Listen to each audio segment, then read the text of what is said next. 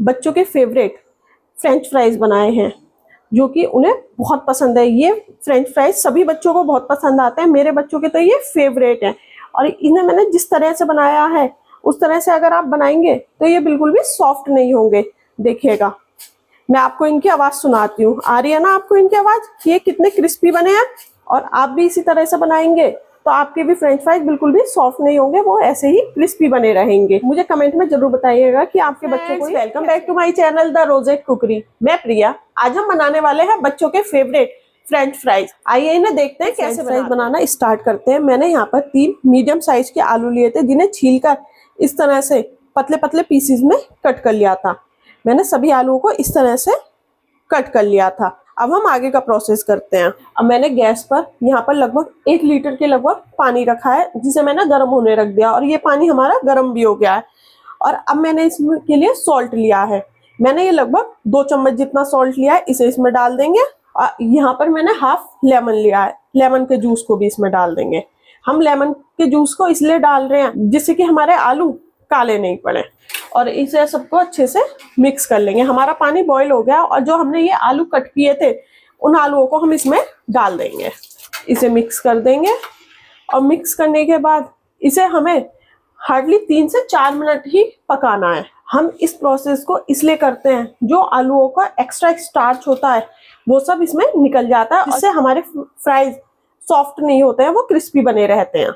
हमने अपने फ्राइज को 3 से 4 मिनट, और मैं दिखाती हूँ आपको कि हमें किस स्टेज तक इसे लाना है। इस तरह से हम अपने फ्राइज को उठाएंगे और इस तरह से मुड़ने लगे, वो थोड़ा सॉफ्ट हो जाए, वो पूरा गले नहीं, बस थोड़ा सा सॉफ्ट हो। अगर हम उसे हाथ से मोड़े तो वो इस तरह से मुड़ने लगे।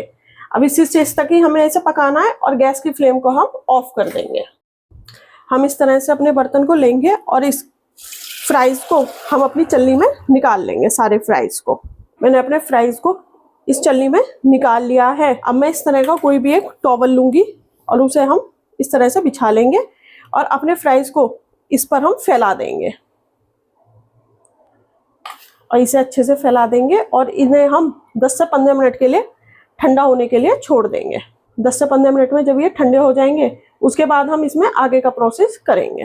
हमने अपने फ्राइज को 10 से 15 मिनट के लिए ठंडा कर लिया और ये बिल्कुल ठंडे हो गए। जो इनके बाहर की लेयर है वो बिल्कुल ड्राई हो गई है। इसी स्टेज तक हमें इसे सुखाना है।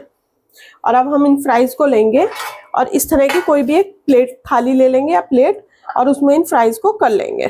और अब मैंने यहाँ पर इन्हें क्रिस्पी बनाने के लिए कॉर्नफ्लोर लिया है। कॉर्नफ्लोर डाल देंगे हम इस पे। हमें ज्यादा कॉर्नफ्लोर नहीं डालना है, लगभग 2 चम्मच के लगभग ही बस हमें इसमें कॉर्नफ्लोर को डालना है।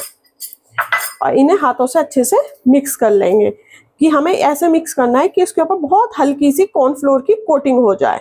और हमें कॉर्नफ्लोर डालकर इसे मिक्स करने में पानी का बिल्कुल भी यूज नहीं करना है। जो आलू जो गीले हैं उसी से ही जो कॉर्नफ्लोर है वो इन पे अच्छे से चिपक जाएगा इस तरह से।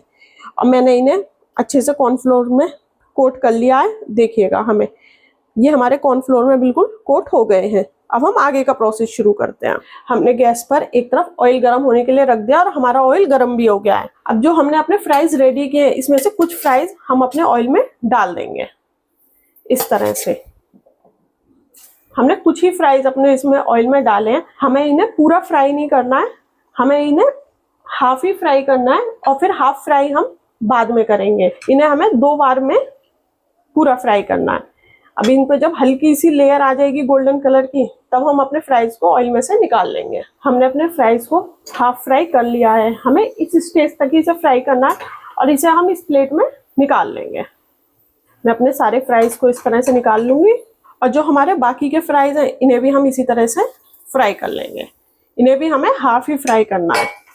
हमने अपने सारे फ्राइज को हाफ फ्राई कर लिया है और आप इस स्टेज पर आकर आप इन्हें जिपलॉक बैग में रख कर फ्रिज में रख सकते हैं। और जब आपका फ्राइज खाने का मन करे आप इन्हें दोबारा से फ्राई करें गोल्डन कलर आने तक और आप इन्हें कभी भी खा सकते हैं और ये कई महीने तक भी खराब नहीं होते हैं अगर आप इस तरह से बनाएंगे तो। और इन्हें अब हम बिल्कुल ठंडा कर लेंगे। बिल्कुल ठंडा करने के बाद इन्हें हम फिर से फ्राई करेंगे। हमने अपने फ्राइज को बिल्कुल ठंडा कर लिया है और अब हम इन्हें फ्राई करते हैं फिर से। हम अब अपने ऑयल में इन फ्राइज को डाल देंगे और हमें गैस की फ्लेम को मीडियम टू हाई रखना है और इन्हें गोल्डन कलर आने तक तल लेंगे। हमने अपने फ्राइज को गोल्डन कलर आने तक तल लिया है और मैं इस तरह से एक चल्ली लूंगी और उसमें इन्हें निकाल लूंगी। जो इनमें एक्स्ट्रा का ऑयल होगा वो सब इस चल्ली में निकल जाएगा। आपको आवाज सुनाई दे रही होगी ना कि ये कितने क्रिस्पी बने हैं। इस तरह से हम कर लेंगे तो हमारे जो इनमें फ्राइज में एक्स्ट्रा का ऑयल होगा वो सब इस चलनी के थ्रू निकल जाएगा। और अब हम इन्हें सर्व करते हैं। अब इन फ्राइज के ऊपर मैं थोड़ा सा पिज़्ज़ा सीजनिंग या ओरिगेनो स्प्रिंकल कर लूंगी, इससे भी इसका टेस्ट बहुत अच्छा आता है। और इन्हें अच्छे से मिक्स कर लेंगे और ये हमारे खाने के लिए। मेरी रेसिपी अच्छी लगी हो मेरे चैनल को लाइक करें, शेयर करें, सब्सक्राइब करें और नीचे दिए गए बेल आइकन बटन को दबाएं और ऑल को भी दबाएं, जिससे मेरी आने वाली वीडियोस की नोटिफिकेशन सबसे पहले आपको मिले। Thank you.